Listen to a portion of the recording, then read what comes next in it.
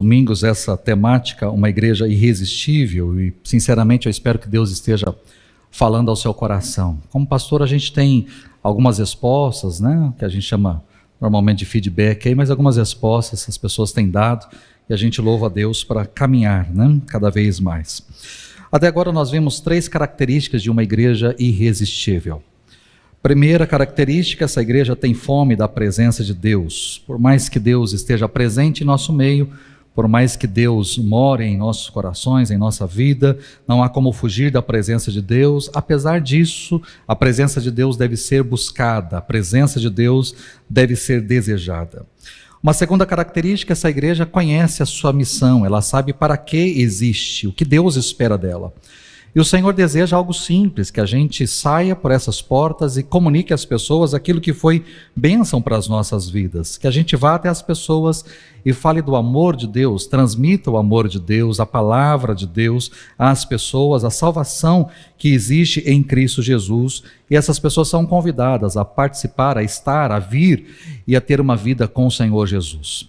Semana passada vimos a terceira característica, essa igreja ela age com o coração. Tudo que ela faz por amor, não por obrigação, mas ela faz por amor. Ela não vive no automático, ela não permite que a rotina destrua o seu relacionamento com Deus, mas ela se relaciona com Deus e ela faz por amor. Hoje nós veremos uma quarta característica de uma igreja irresistível e nós falaremos sobre a igreja que conhece o amor de Deus. Ela conhece o amor que Deus possui por ela.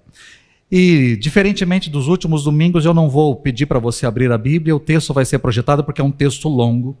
Depois você pode ler na sua casa com tranquilidade, ou aqueles que têm celular podem até mesmo acompanhar se quiser para aí. Mas eu vou especificar aí, esmiuçar o texto, versículo por versículo.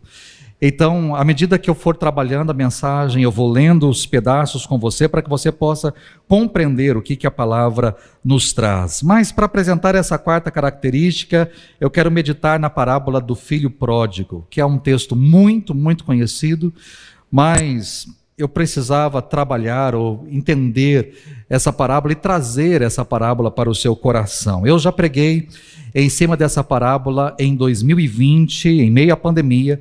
Nós trabalhamos uma série sobre o filho pródigo, foram 9 mensagens, então são muitos detalhes, eu não posso trazer tudo aqui, mas algumas coisas eu quero abordar para que você entenda como a gente pode compreender ou conhecer o amor do Pai através desse texto bíblico. Eu creio que para a maioria das pessoas já conhecem esse texto, conhecem essa parábola, até mesmo para aquelas que não sabem quase nada sobre a Bíblia, conhecem alguma coisa sobre a parábola do filho pródigo. Está presente em muitas músicas, em canções, inclusive sertanejas do nosso país, mas que a gente possa entender toda a história, o que há por trás dessa história e, acima de tudo, conhecer o amor de Deus em favor das nossas vidas. Bom, a parábola do filho pródigo possui 3 personagens: o filho mais novo, o pai e o filho mais velho.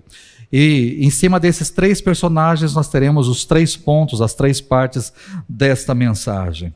Jesus apresenta logo no início da parábola os 3 personagens já no primeiro versículo.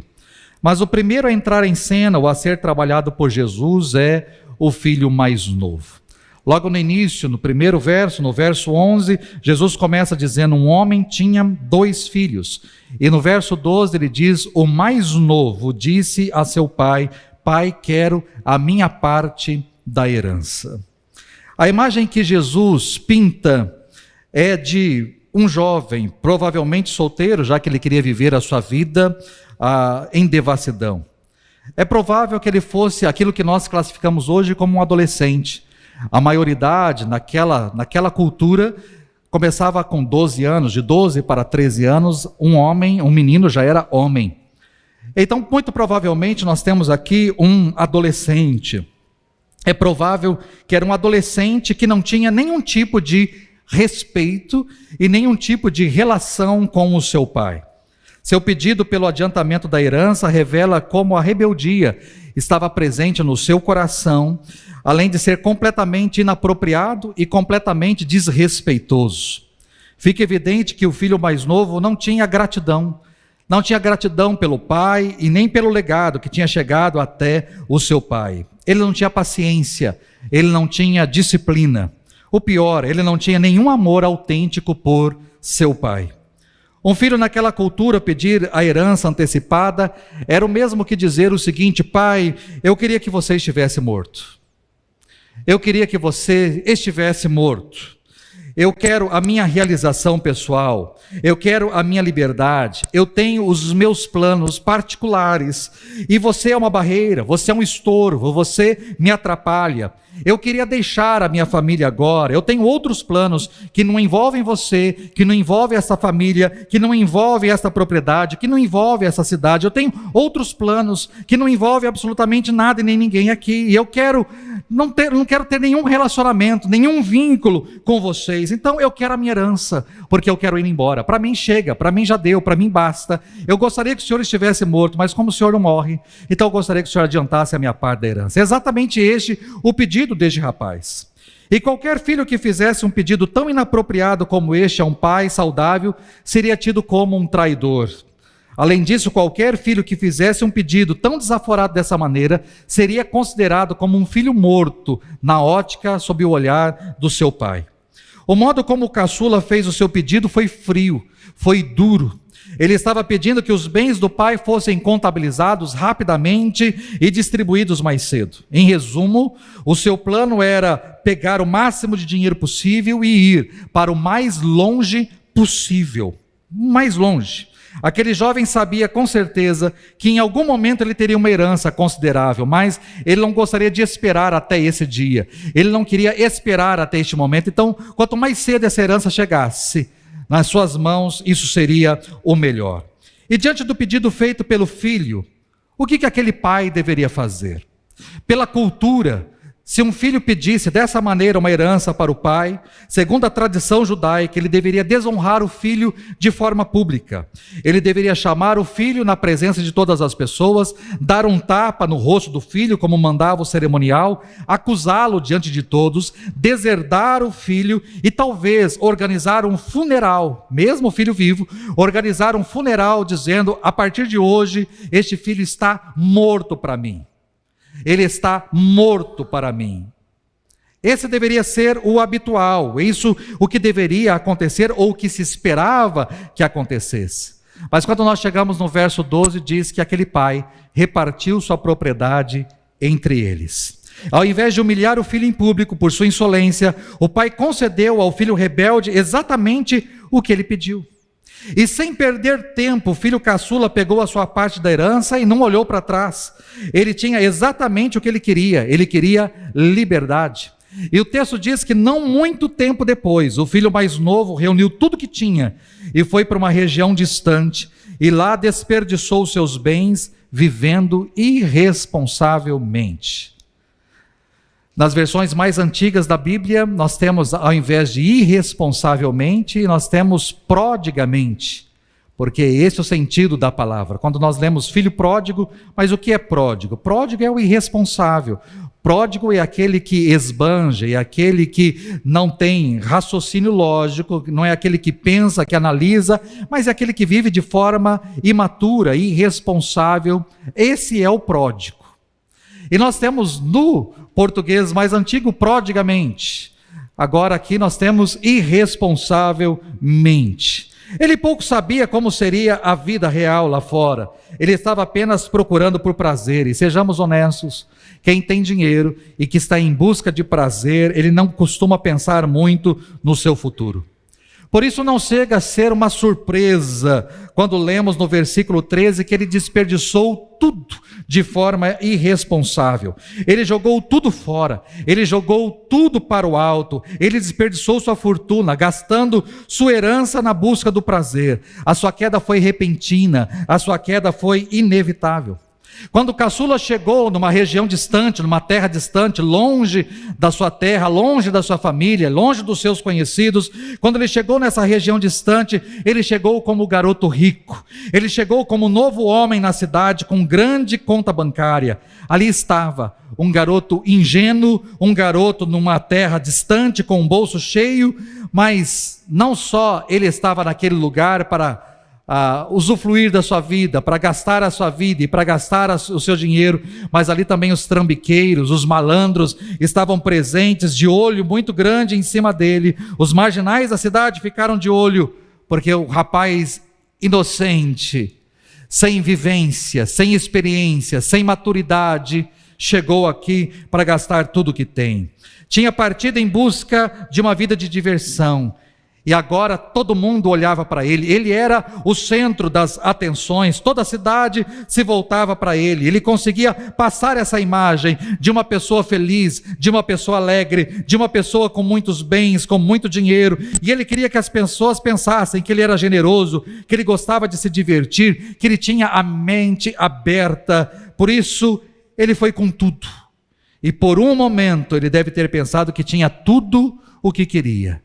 Estou numa outra terra, num outro lugar, eu estou feliz da vida, com muito dinheiro, com muitas mulheres, com muitos amigos, eu estou enchendo a cara e curtindo a vida, eu tenho tudo o que eu gostaria de ter.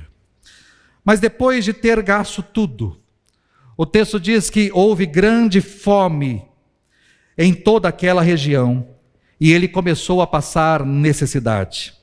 Por isso foi empregar-se com um dos cidadãos daquela região, que o mandou para o seu campo a fim de cuidar de porcos. Houve uma grande fome. Pense como isso deve ter atingido aquele caçula com toda a sua força. A vida inteira ele tinha ficado na casa do seu pai. A vida inteira ele tinha ficado coberto de confortos que ele não levou em consideração ao sair da casa do pai, mas a vida inteira ele foi protegido pelo pai, a vida inteira ele pôde ter os benefícios, as benesses de estar na casa do seu pai. O seu pai tinha provido todas as suas necessidades, tinha fornecido a ele toda a tranquilidade, desde o dia em que ele nasceu, ele tinha tudo o que queria. E de repente uma fome severa veio sobre o lugar onde ele estava, longe da casa do pai, longe da família, longe de tudo e de todos, e agora vem uma fome severa e ele já não tem mais dinheiro no bolso. Uma fome severa é um dos piores desastres que pode acontecer, porque a fome enlouquece as pessoas. Apesar de estar sem dinheiro, sem esperança e com a vida desmoronando ao seu redor, ele mesmo assim não pensa em voltar para casa, porque voltar para casa significaria confessar que estava errado, significaria confessar que o pai estava certo, que talvez os outros também que opinaram estavam certos, mas ele não podia manifestar a sua tolice. Ele então permanece no mesmo lugar, e a primeira coisa que ele pensa é: eu preciso arranjar um emprego, eu preciso trabalhar. Portanto, ele foi empregar-se com um dos cidadãos daquela região. Depois de muito implorar pelo trabalho, ele conseguiu o emprego: alimentar porcos. Na verdade, não era bem um emprego. Alimentar porcos pagava quase nada, nem mesmo o suficiente para para suprir as suas necessidades. Alimentar porcos também não era um trabalho digno, era uma coisa imunda, era uma coisa suja, era uma coisa humilhante. Era a tarefa mais baixa possível em toda a hierarquia do trabalho. Mas aquele rapaz não tinha opção, ele tinha implorado muito, ele foi lhe dado então um trabalho, ele tinha algo para fazer, então ele não tinha outra opção, aceitou aquele emprego. Acontece que estamos no meio de uma fome severa, no meio de uma situação totalmente complicada, e a comida já seria pouco para os porcos, já seria muito pouca comida, mas pelo menos os porcos tinham algum tipo de comida, tinha algo para comer. Então aquele rapaz, aquele caçula, estava literalmente quase morrendo de fome, enquanto assistia os porcos se alimentando. Os porcos comiam algumas vagens compridas, grandes, duras, vagens muito duras, que nós não conseguiríamos, seres humanos não conseguimos comer, mas são vagens duras, que dava no meio, como que cactos, no meio do deserto, no meio ali da relva que ainda existia, essas vagens Poderiam ser picadas ou cortadas, dilaceradas e servidas como ração para os porcos. E aquele rapaz então olha para os porcos com inveja, porque ele queria estar no lugar dos porcos para comer pelo menos aquilo que os porcos estavam comendo. O verso 16 diz que ele desejava encher o estômago com as vagens de alfarrobeira que os porcos comiam, mas ninguém lhe dava nada. Por mais horripilante que possa parecer essa cena, isso foi providencial, pois ali, em meio aos porcos, ele caiu em si. Em meio aos porcos, aquele rapaz caiu em si. Assistindo aqueles porcos imundos rolando na lama, empurrando uns aos outros, famintos, devorando lixo, ele deve ter visto sua própria vida no espelho. Ele caiu em si. E eu gosto dessa expressão, porque ela reconhece que até aquele momento, até aquele ponto, o filho pródigo estava fora de si. Ele estava buscando um estilo de vida que nada mais era do que uma insanidade moral. Desde quando olhamos o momento em que ele pede a sua herança antecipada, e quando ele vende tudo de forma rápida para fazer dinheiro, quando ele sai rapidamente da casa do pai, porque não muito tempo depois, quando ele sai rapidamente, pega essas coisas e vai embora, e vai para uma terra distante, para uma terra longe não só da sua família, mas longe da sua cultura, longe da sua religião, longe do seu Deus, uma terra longe, distante. Esse rapaz gasta tudo, absolutamente toda a fortuna, todo o dinheiro, tudo que ele recebeu, todos os seus bens, ele desperdiça tudo. Quando você olha para essa história, é um rapaz insano, é um rapaz que está fora do seu juízo, que está fora da sua razão. É por isso então que naquele chiqueiro, ele acorda para a realidade.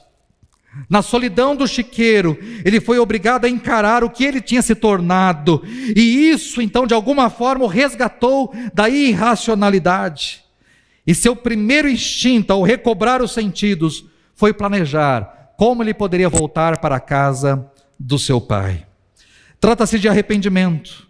Ele se arrependeu de ter vendido tudo, se arrependeu de ter deixado a casa do seu pai, se arrependeu de ter dito o que disse para o seu pai, se arrependeu de ter desperdiçado todos os seus bens, toda a sua fortuna. Ele se arrependeu de forma verdadeira. Ali na solidão do chiqueiro, ele se arrependeu.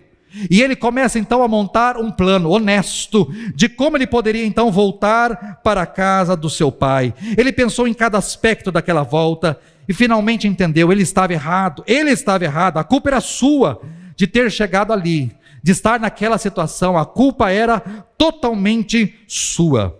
Ele planejou apelar ao grande amor e à bondade do seu pai.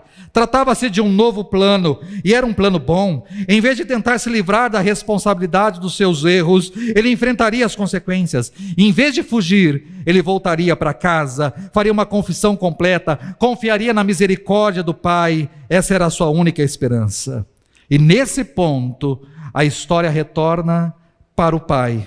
E é significativo o fato de que a primeira volta do pai, a parábola, está na mente daquele pródigo. O jovem rapaz finalmente se lembra do pai. Ele tem um traço de esperança na memória e no amor gentil de seu pai. Caindo em si, ele disse: quantos empregados de meu pai têm comida de sobra, e eu aqui morrendo de fome? Eu me porei a caminho e voltarei para o meu pai e lhe direi: pai, pequei contra o céu e contra ti, eu não sou digno de ser chamado teu filho, trata-me como qualquer um dos teus empregados. Mesmo os mais pobres dos empregados do seu pai estavam em melhores condições que ele, porque seu pai era generoso.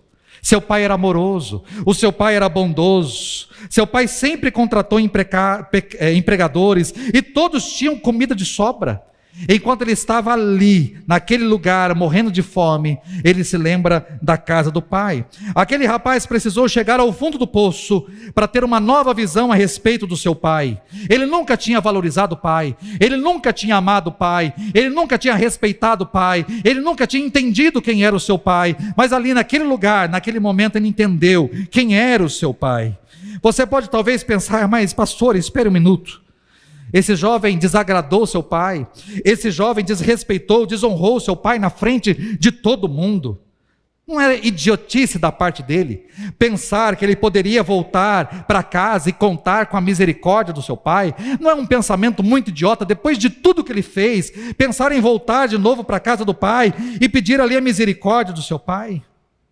Pode parecer ou soar idiota para muitos, mas aquele rapaz, no fundo, sabia quem era o seu pai.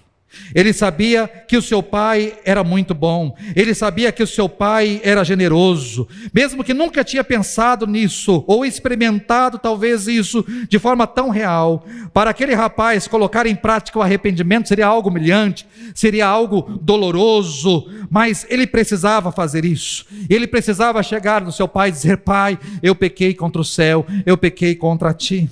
Eu adoro a maneira como ele ensaiou, como ele tentou de todas as formas verbalizar o seu arrependimento, prova que ele estava assumindo de fato o seu erro, assumindo quem ele era, assumindo a sua responsabilidade, sendo sincero. Não tinha nenhuma expectativa, não tinha nenhum privilégio, nada, nenhuma exigência. Ele não iria até a presença do pai para negociar termos de rendição, nada, não havia nada ali que ele pudesse colocar para o pai fazer. Não, ele estava pura e simplesmente indo ao pai para implorar: pai, me trate como qualquer um dos seus empregados.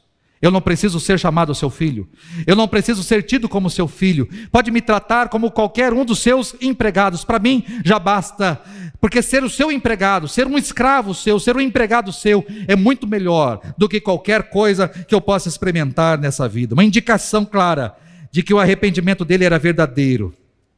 E não apenas eu vejo pelas suas palavras ou pelo seu pensamento, eu vejo pela sua atitude. Porque o verso 20 começa dizendo que a seguir, levantou-se e foi para a casa do seu pai. Diferentemente das nossas promessas de 31 de dezembro, que nós prometemos muitas coisas e não cumprimos durante o ano. Já estamos em outubro, e se você olhar para suas promessas feitas lá, talvez em 31 de dezembro, tem muita coisa que você ainda não cumpriu. Esse rapaz não. Ele disse: eu vou voltar para a casa do meu pai. E a seguir, ele se levantou e voltou. Ele cumpriu a promessa imediatamente, sem hesitar. Do jeito que pôde, ele voltou para casa. Não são fornecidos detalhes de como ele conseguiu voltar. Mas uma coisa eu sei: a volta sempre é muito mais difícil. Voltar onde erramos é sempre muito mais difícil, mas é necessário. E aí nós então entramos e temos o segundo personagem, que é o pai.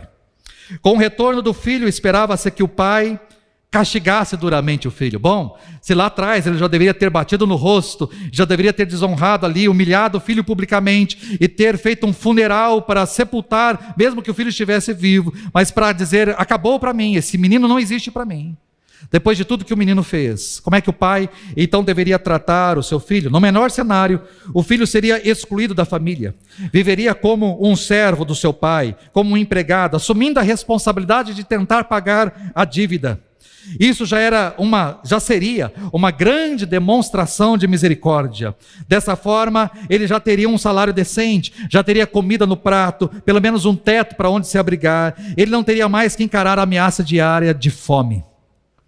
À medida que se aproximava da casa do seu pai, eu fico imaginando como estava o coração, a mente desse rapaz. A sua vida dependia única e exclusivamente do pai, da misericórdia do pai. Sem a misericórdia do pai, ele não teria chance. Se o pai virasse as costas, ele estaria condenado.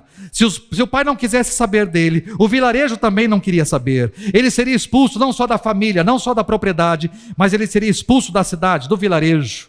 Não teria ninguém por ele. Enquanto se aproximava da casa do pai, aquele rapaz ensaiou dezenas, centenas de vezes o que ele deveria falar, como ele deveria falar. E talvez ele se perguntasse: será que o meu pedido não vai ser estranho demais? Será que ao pedir isso para o meu pai, eu não estou pedindo demais? Será que o meu pai não vai ver mais um pedido absurdo sendo feito da minha parte? Mas não foi o que o pai fez, não foi o que o pai pensou.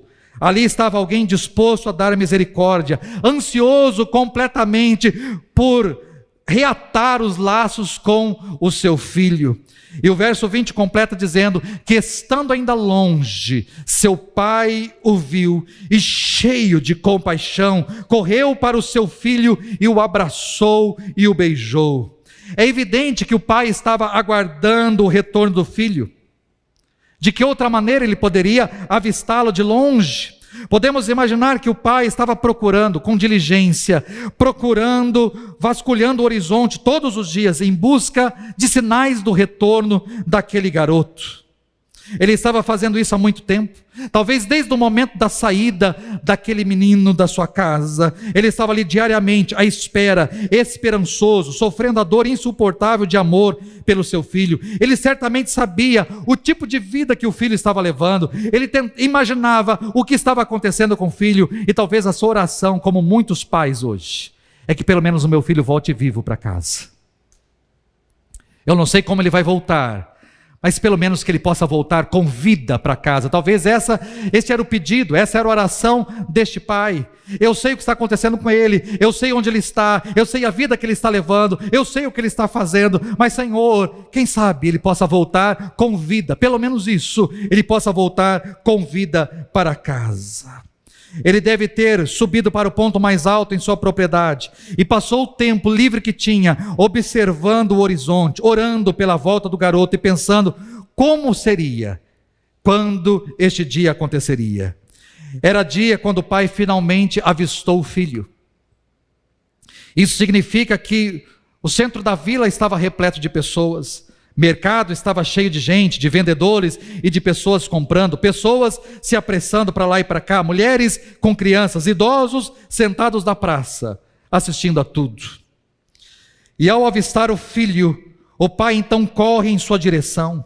O pai estava ansioso para iniciar o processo de perdão e de reconciliação com seu filho. O pai queria alcançar o filho antes dele chegar ao vilarejo, talvez para protegê-lo da enxurrada de xingamentos que ele receberia ao entrar naquela aldeia. Ao avistar o filho, o pai corre na sua direção. Ele não manda um servo, ele não manda um mensageiro, ele não manda alguém para interceptar. Não, ele mesmo arregaça talvez ali um pouco as suas saias e sai correndo, apesar da sua idade, apesar da sua posição, apesar da sua postura, apesar do seu dinheiro, apesar de tudo, ele sai correndo na direção do seu filho. Ele não só apertou o passo, mas ele correu. O seu coração estava cheio de compaixão. Quando o pai chegou ao encontro do filho, não pôde se conter, e não pôde conter o seu afeto. Ele não hesitou em lhe conceder o perdão. O pai o abraçou, o pai o beijou, ele o beijou repetidamente. Ele agarrou o menino, ele enterrou a sua cabeça no pescoço do menino, por mais que aquele rapaz estava fedendo, estava sujo e fedendo, mas o pai o abraçou, o pai o beijou. Profundo amor que ele sentia pelo seu filho, a vontade de tê-lo de volta em casa era imensa. O seu filho nunca saiu dos seus pensamentos, nunca saiu das suas orações. Era uma generosa demonstração de falta de amor próprio, mas o pai não estava ligando para si. Ele abriu os braços ao filho, ele abraçou forte o seu filho para protegê-lo de qualquer humilhação. Quando o rapaz entrou na cidade, já entrou reconciliado com o pai. O filho voltou para casa, preparado para beijar os pés do pai, mas é o pai que agarra o filho, é o pai que abraça o filho, é o pai que beija o filho, é o pai que não liga para a sujeira que está o filho, mas lhe beija aquela cabeça fedida. O abraço com tantos beijos era um gesto do pai dizendo: eu te aceito, eu te amo, eu quero ser seu amigo, eu quero te amar, eu quero te perdoar, eu quero restaurar, me reconciliar com você, eu quero você de volta para mim, na minha casa. Este é o significado do abraço do pai.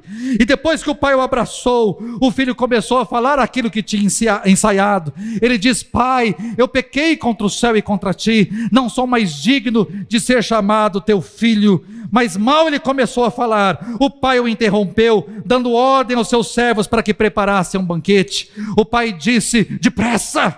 Ele diz isso para os seus empregados: depressa, tragam-me a melhor roupa e vistam nele, coloquem um anel em seu dedo e calçados em seus pés. Podem parecer coisas insignificantes, mas não são. Os calçados podem parecer o menor dos presentes, mas era altamente significativo. Era uma expressão simbólica da aceitação do pai. Escravos e empregados costumam andar descalços, só os patrões e os filhos costumavam andar calçados. Então ele coloca sandália nos pés, calçado nos pés do seu filho, dizendo: você é meu filho, você é meu filho. As roupas eram uma honra ainda maior. Nós estamos falando aqui de roupas especiais, de traje de gala. Não é uma roupa comum, não é uma roupa simples, mas é uma roupa toda especial. É uma roupa fina, uma roupa cara, ornamentada, bordada, única, que ia até o chão, do tecido de melhor qualidade, uma roupa muito especial, utilizada em ocasiões especiais. O pai pede para que essa roupa seja trazida, para ser colocada sobre o seu filho, para tampar a sua sujeira, aquela sua aparência. Ele queria uma roupa de primeira qualidade. E ainda o pai pede o anel da família, o anel de selar, um anel com sinete, que tinha o brasão da família, é recolocado no dedo do filho, porque ele é o seu filho. Logo depois, então, aquele homem convoca a festa das festas. Tragam um novilho gordo e matem-no. Vamos fazer uma festa e alegrar-nos, pois este meu filho estava morto e voltou à vida, estava perdido e foi achado. Tal novilho estava sendo engordado para uma ocasião extraordinária. E o pai entendeu que esta era a ocasião extraordinária. O retorno do filho, há tempo tão desaparecido, pedia uma comemoração, pedia uma festa. O novilho seria suficiente para centenas de pessoas. Os preparativos durariam o restante da tarde, a noite, e a festividade talvez pudesse durar aquela noite inteira, ou 1, 2, 3 dias. Essa era, sem dúvida, a maior festa, o maior evento, a maior comemoração que já tinha ocorrido naquela família e provavelmente naquele vilarejo. Da perspectiva do pai, era cabível. Nenhum evento traria mais alegria do que o retorno do seu filho desaparecido. A grande alegria do pai é evidente em suas palavras. Este meu filho estava morto e voltou à vida, estava perdido e foi achado. Ele ansiava pelo retorno do rapaz, ele imaginava em sua mente como seria esse dia, este momento, e finalmente esse dia chegou. O rapaz dado como morto agora estava vivo. O rapaz desaparecido finalmente tinha sido encontrado. O pai teve a grande alegria com a qual há muito tempo sonhava, pela primeira vez, inclusive. Eu posso dizer com toda tranquilidade, esse rapaz experimentou um verdadeiro relacionamento com o seu pai amoroso, com o seu pai perdoador, que lhe deu todos os direitos e tudo o que ele possuía. Mas, em meio a esta baita euforia e festa, surge o filho mais velho. No primeiro momento, a sua característica mais óbvia é o ressentimento pelo irmão mais novo. No entanto, fica claro que ele vem alimentando também um grande ódio pelo pai. Muitas vezes eu li esse texto, vendo apenas da ótica de um rapaz, do irmão mais velho, que estava com muita raiva do irmão mais novo pelo que o irmão mais novo fez. E muitas vezes eu olhei para esse rapaz dizendo, esse daqui é o cara. Mas infelizmente não. O filho mais velho nunca foi realmente dedicado ao pai. Ele nunca foi dedicado ao pai. É provável que a cidade inteira acreditasse que ele era o filho bom, respeitável, fiel ao seu pai, permaneceu ali ao lado do pai, ele permaneceu na casa, mas tudo aquilo era farsa. Ele fingiu ser um filho leal, na verdade, ele não tinha nenhum pingo de respeito pelo pai, nenhum interesse pelo pai. O texto segue dizendo no verso 25 que enquanto isso, o filho mais velho, enquanto a festa estava rolando, o filho mais velho estava no campo. Quando se aproximou da casa, ouviu a música e a dança. Então chamou um dos servos e perguntou-lhe o que estava acontecendo. Este lhe respondeu, seu irmão voltou. O seu irmão voltou e seu pai matou o novilho gordo, porque o recebeu de volta, são e salvo. O filho mais velho estava fora naquele dia, estava no campo, alheio a tudo aquilo que estava acontecendo na vida do pai e na sua propriedade. Isso quer dizer que ele não sabia da festa. Ele não sabia o que estava acontecendo na casa do pai. Já era noite quando ele apareceu. A festa estava a todo vapor quando ele chegou e descobriu, para sua surpresa, o que estava acontecendo. Antes do filho mais velho aparecer, todas as preparações já estavam completas. A vila inteira já estava ali, a carne já estava na churrasqueira, os músicos estavam a todo vapor, os dançarinos estavam dançando para lá e para cá, a festa tinha sido organizada e estava acontecendo. Mas por que ele não foi avisado? A lógica, diante de uma situação dessa, a lógica é o seguinte: Se eu tivesse 2 filhos, e um filho estivesse no serviço, estivesse em outro lugar, e um dos meus filhos voltasse para casa, eu iria automaticamente mandar um mensageiro até ele: vai lá, corre até fulano de tal, e diga para ele que o irmão dele voltou. Corre e avise que o irmão dele voltou. O irmão dele voltou para casa, corre e avise. Mas o pai não faz isso. E sabe por que o pai não faz isso? Porque esse filho não tinha um relacionamento tão bom com o pai. Uma pessoa de fora talvez não conseguiria notar nenhuma tensão entre os dois, mas não havia relacionamento entre aqueles dois, não havia respeito à vontade do pai. Tudo aquilo era uma farsa. Na verdade, o primogênito era tão distante do pai quanto mais novo, era tão distante do pai quanto mais rebelde já tinha sido. O irmão mais velho já tinha dado provas claras disso na história. Quando o rapaz colocou lá no início de que queria a sua herança, onde está o filho mais velho? Por que o filho mais velho não aparece? Por que o filho mais velho não chama o seu irmão à responsabilidade? Por que o filho mais velho não pega o rapaz pelo colarinho e dá uns tapas na cara dele, dizendo: o que é isso, rapaz? Que falta de respeito com o nosso pai. Você está louco de fazer isso? Você está louco de sair daqui? Ou de pensar em ter uma vida longe da... Cara, acorda para a vida. Este era o papel do irmão mais velho. Mas o irmão mais velho, ele não estava nem aí com o irmão mais novo, e muito menos com o pai. Se o meu irmão quer pegar a herança, que ele pegue. Se ele quer ir embora, que ele vá. Eu também tenho vontade de ir, mas eu não vou embora, porque quando meu pai repartir o dinheiro, repartir entre nós dois, o meu irmão vai pegar a parte dele e vai embora, e eu vou ficar aqui com tudo, porque tudo isso aqui vai ser meu. E logo meu pai morre, e aí logo eu toco a minha vida sem esse velho e sem o meu irmão. Eu posso tocar a minha vida, eu posso viver a minha vida. Essa é a realidade, essa é a história. É por isso que ele não vai conversar com o irmão mais novo, é por isso que ele não vai repreender o irmão mais novo, é por isso que ele não sinaliza nada para o irmão mais novo, porque ele quer que o irmão mais novo vá embora, que peça a mesma herança, e porque daí o resto tudo fica para ele. Pronto, acabou. Agora ele é dono de tudo, ele é herdeiro de tudo, ele vai ser senhor sobre todas as coisas. Aquele rapaz mais velho, por mais velho que fosse, ele não tinha nenhum relacionamento com ninguém na sua família, nem com o seu irmão mais novo, nem com o seu pai. Por isso a festa começou sem ele, porque o pai sabia que se avisasse que o irmão mais novo tinha voltado, ele ia ficar bravo. Ele sabia que ele ia voltar pisando duro, ele sabia que ele ia voltar soltando fogo pelas ventas, ele sabia que o rapaz ia entrar com toda a raiva dentro daquela casa. Por isso o pai falou: vamos fazer a festa, segue a festa, e quando ele chegar em casa, depois eu resolvo com ele. Depois eu trato com ele, depois eu converso com ele, mas nós vamos fazer a festa. Enquanto o filho mais velho se aproximava da casa, ele ouviu a música, ele ouviu dança, o cheiro de carne, o bezerro tinha sido sacrificado. O filho mais velho então retorna do campo sem ideia do que estava acontecendo. Se o filho mais velho tivesse um pouco de amor verdadeiro pelo seu pai, ou preocupação pela sua família, ele não teria chamado um empregado para perguntar o que estava acontecendo. Ele teria ouvido o barulho e teria corrido ainda mais rápido para entrar dentro de casa. Ele teria ido na direção do pai, abraçaria o pai e perguntaria: pai, o que está acontecendo? O que estamos celebrando? O que está havendo? E o pai diria: o seu irmão voltou para casa. Então ele abraçaria o pai e falaria: cadê o meu irmão? Cadê meu irmão, pai? Abraçaria o pai, choraria de alegria. Mas não é isso que ele faz. O filho mais velho não reage assim. Ele continua do lado de fora, diminui o passo conforme se aproxima da casa.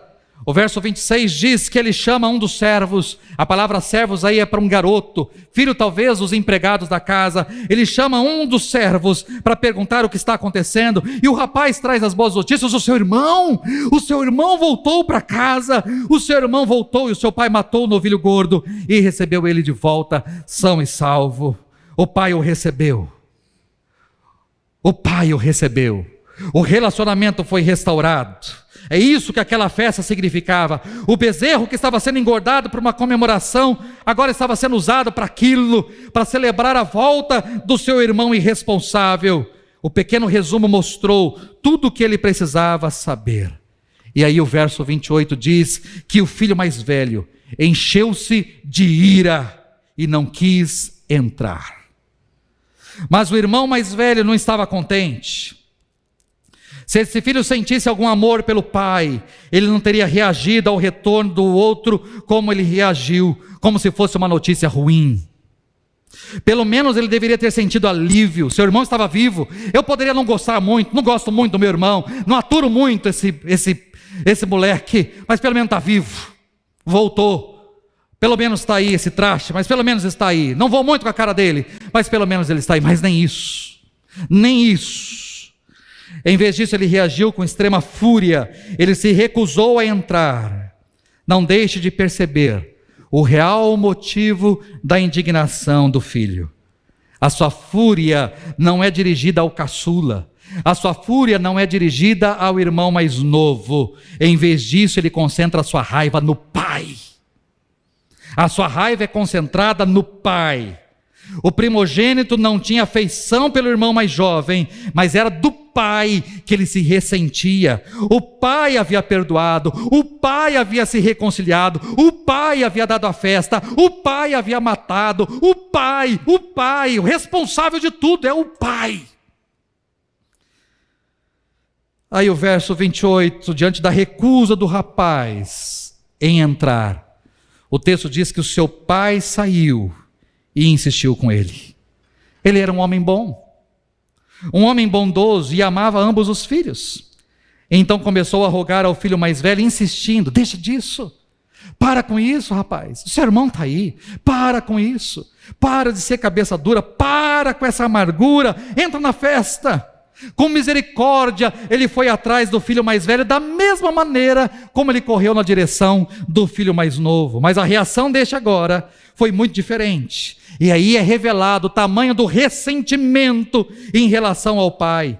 Cansado, com raiva, ele tirou a máscara e descarregou a sua amargura com linguajar e com tom tão agressivo. Ele diz para o pai o seguinte: olha, todos esses anos eu tenho trabalhado como um escravo. Eu sou um escravo ao teu serviço e nunca desobedeci às suas ordens. Mas tu nunca me deste nenhum cabrito para eu festejar com os meus amigos. Mas quando volta para casa, esse teu filho que esbanjou os teus bens com prostitutas, matas o novilho gordo para ele. Repare a forma como ele diz para o pai. Ele diz para o pai o seguinte: olha aqui. Eu consigo imaginar a cena deste rapaz com raiva, bravo, com o dedo em riste, tacando o dedo na cara do pai, dizendo para o pai: olha aqui, seu velho. Olha aqui, seu velho. Olha aqui. Todos esses anos eu sou um escravo aqui. Eu não sou seu filho. Eu sou um escravo, eu trabalho como escravo, eu acordo como escravo, eu vou para a roça como escravo, eu cuido dos animais como escravo, eu cuido do campo como escravo, eu sou um escravo nessa casa, eu trabalho como escravo, eu vivo como escravo, eu sou um escravo. Há tantos anos eu sou seu escravo. Olha aqui, eu sou seu escravo e você nunca me deu um cabrito para festejar com os meus amigos. Mas aí vem esse rapaz, esse irresponsável, esse delinquente. Vem ele que desperdiçou todo o seu dinheiro, este teu filho, que desperdiçou tudo o que o Senhor deu para ele, com prostitutas, com uma vida dissoluta, e você mata, pai, o novilho gordo, entrega para ele. Percebeu a raiva? A raiva não é com o rapaz, não é com o rapaz que foi embora, não é com o rapaz que desperdiçou tudo, a raiva é com o pai. Por mais que ele estava na casa do pai, vivia ao lado do pai, debaixo do teto do pai, ele odiava aquele pai, ele não tinha relacionamento com o pai. Esta é a figura. Muitas vezes nós olhamos para o pródigo, ele é o grande vilão, e esse rapaz, muitas vezes nós lemos o texto como o bonzinho, o mocinho bonzinho que ficou em casa ao lado do pai, mas ele ficou apenas porque ele estava de olho na grana, ele estava de olho na vantagem, ele estava de olho nas benesses que ele ia receber, ele não estava ali por amor ao pai. Era filho, permaneceu em casa, mas não amava o pai. Não amava o pai. É interessante as suas palavras, a forma desrespeitosa com que ele fala com o pai, a forma como ele se acha escravo diante do trabalho ali realizado. Ele nunca fez, lembra da mensagem do domingo passado? Ele nunca fez por amor, ele fez por obrigação, porque na sua ótica ele era um escravo. E aí, vou fazer um parênteses aqui, para aqueles que servem na igreja. O pai nunca te tratou como escravo. O pai nunca olhou para você como escravo. Talvez é você que está servindo na igreja achando-se escravo, mas você não é.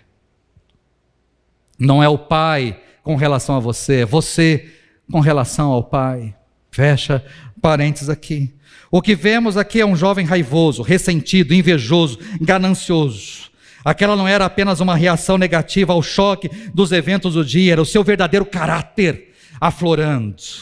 Além de insinuar que o pai era injusto, porque o pai nunca lhe pagou devidamente, nunca lhe deu um animal para poder comemorar com os seus amigos. Além de dizer que o pai era injusto, ele recusou a se referir a meu irmão. Ele disse: vem este teu filho.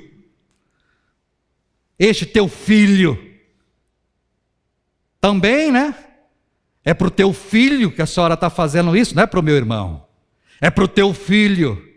Ah, lógico, tem que ir na casa do teu filho, né? É o teu filho queridinho, é essa a expressão. Eu não tenho relação com você, pai. Eu não tenho relação com este garoto. Ele é teu filho. Ah, este teu filho. E em seguida, de propósito, ele traz à tona os pecados cometidos pelo rapaz, mesmo tendo esses pecados sido perdoados pelo pai. Aquele rapaz desejava que o caçula estivesse morto. Se estivesse morto, seria muito melhor. Ele não ia ligar, não. Se ele chegasse em casa e tivesse barulho de música e choro, e chegasse em casa, talvez ele correria mais rápido para perguntar o que aconteceu, e diriam: ah, chegou a notícia, o seu irmão está morto. Ele vibraria, ele festejaria, porque para ele era muito melhor um irmão morto do que o seu irmão vivo de volta em casa. Mas é interessante como é que a história termina. Disse o pai: meu filho. Existem duas formas da palavra filho. Se um dia você ler esse texto de Lucas 15, de 11 até 31, você grafar as palavras pai e a palavra filho, vai ter muitas vezes a palavra pai repetida e muitas vezes a palavra filho. Todas as vezes a palavra filho, com exceção dessa, é a palavra rios, que é a palavra para filhos, para filho, rios. Mas aqui é a palavra tecno, meu filho. Ele olha para aquele cara, para o seu primogênito, e diz: meu filho, você está sempre comigo e tudo que eu tenho é seu. Mas nós tínhamos que celebrar a volta desse seu irmão e alegrar-nos, porque ele estava morto e voltou à vida, estava perdido e foi achado.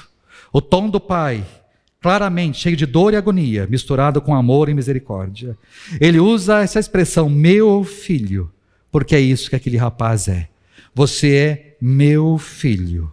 O pai fez isso porque ele sabia que o filho estava distante, o filho era infeliz, e em vez de repreendê-lo pela sua atitude, ele simplesmente reafirmou o seu amor, o seu afeto pelo primogênito. Você é meu filho. E a gente tem que celebrar a volta do seu irmão. Ele estava morto, voltou à vida. Ele estava perdido e foi achado. É digna esta celebração. Além disso, filho, tudo que eu tenho é seu. Quando eu reparti os bens, o seu irmão levou a parte que era dele. Tudo que ficou aqui é seu. Tudo que é meu, afinal de contas, é seu. Eu não preciso te dar nenhum novilho, eu não preciso te dar nenhum cabrito, eu não preciso te dar nada. Tudo que eu tenho é seu. Você é meu filho. Meu filho. Eu não sei, mas eu amo essa parábola. Essa parábola expressa, acima de tudo, não só uma pessoa que sai, que peca, que volta arrependida. Não. Essa parábola expressa o amor de um pai. Para mim, ela não deveria chamar a parábola do filho pródigo, e nem do velho, do filho primogênito enraivecido. Essa parábola deveria se chamar a palavra do pai amoroso. Porque o pai ama.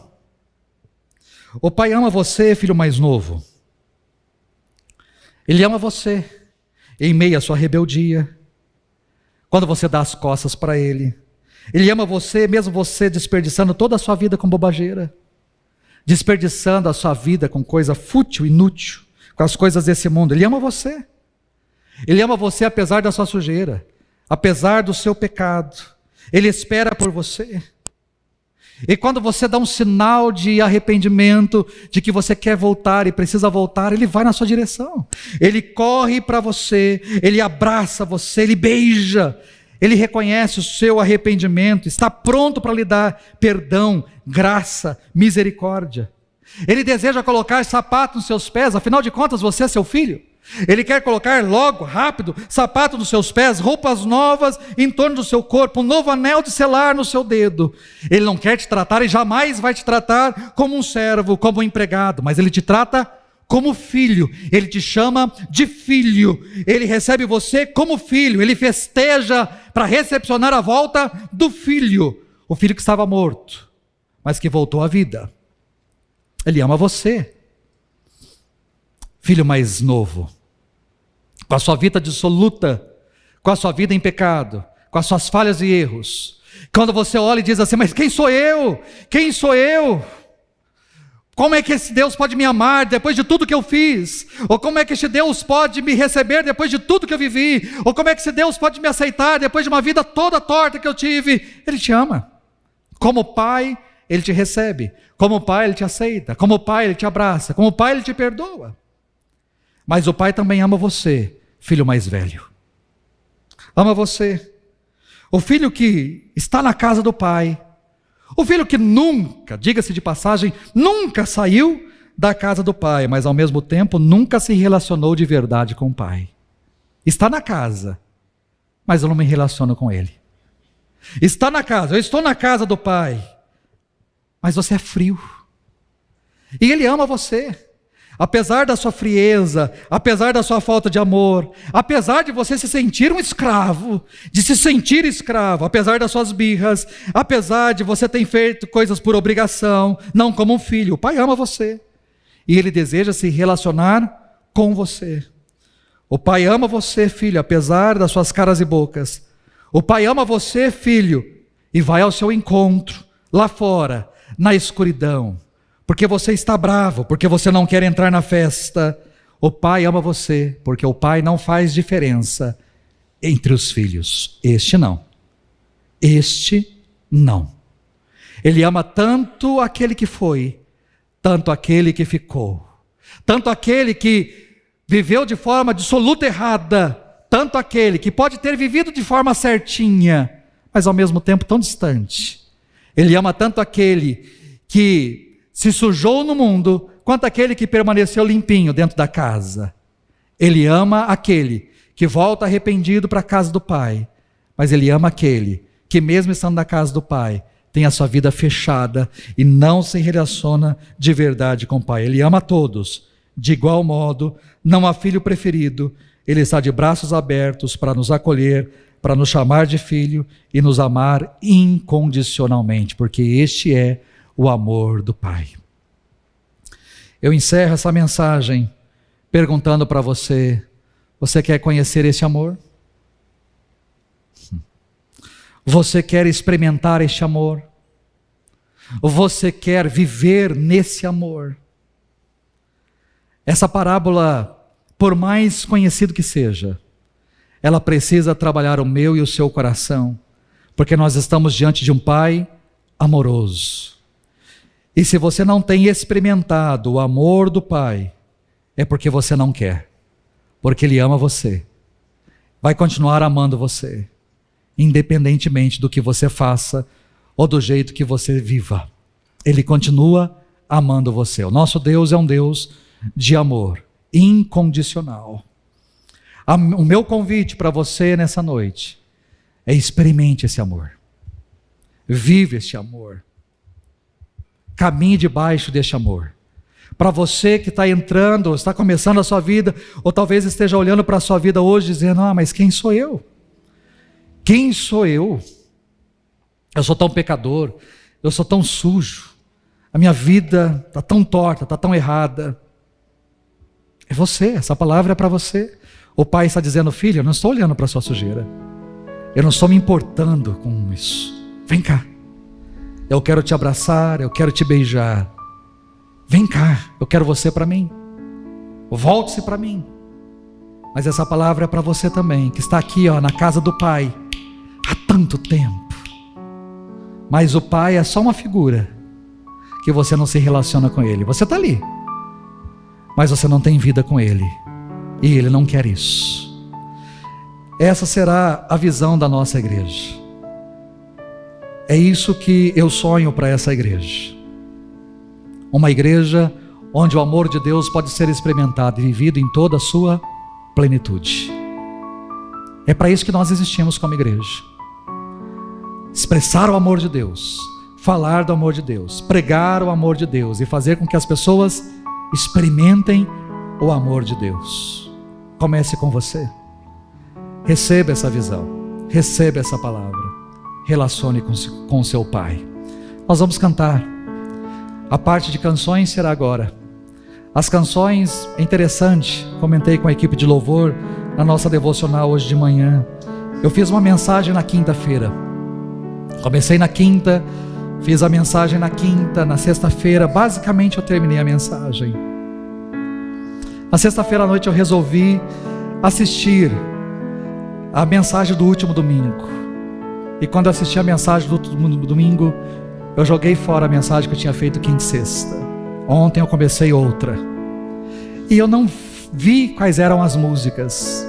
Eu só fui perceber quais eram as músicas depois que eu terminei a mensagem. Não foi uma jesuicidência.